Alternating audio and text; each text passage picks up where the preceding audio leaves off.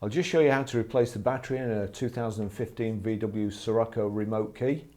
Usually you can just do these with your thumbs. Thumb under there like so, clip off.